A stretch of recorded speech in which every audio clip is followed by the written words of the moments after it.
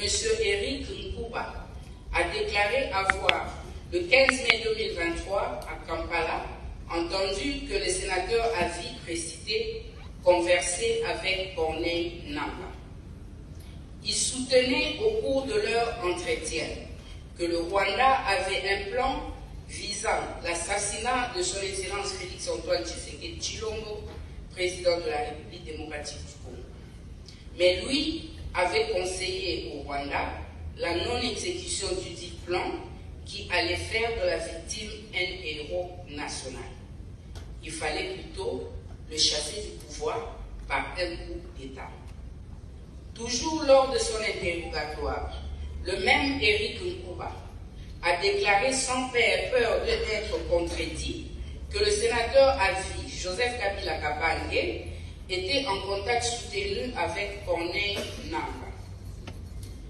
Alors que des présomptions graves, précises et concordantes de collaboration avec la coalition AFC-M23 pèsent sur sa personne, le sénateur Avi, prénommé, a affirmé, en date du 23 février 2025, au cours d'une interview accordée au journal Sunday Times en Afrique du Sud, que le mouvement terroriste AFC M23 représente les aspirations du peuple congolais et que c'est à tort que le gouvernement de la République démocratique du Congo le présente comme un groupe anarchique, une marionnette d'un État sans revendication légitime.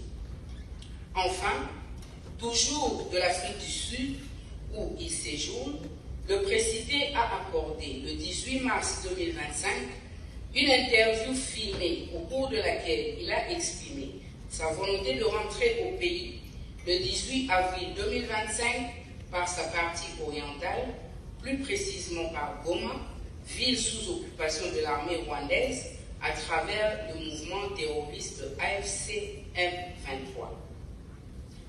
Sa présence dans la ville suisse indiquée est confirmée par plusieurs médias internationaux crédibles, notamment RFI, TV5 Monde, AP News, Reuters, African News, The East African, par les tweets de ses proches collaborateurs, ainsi que par M. Serge Tchibans, secrétaire national du Parti du Peuple pour la Reconstruction et le Développement PPRD au cycle, au cours d'une interview accordée à TV5 Monde.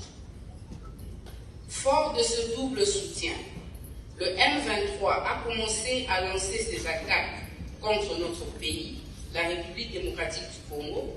Les premières attaques ont abouti, en date du 13 juin 2022, à la prise de la cité de Bunagana.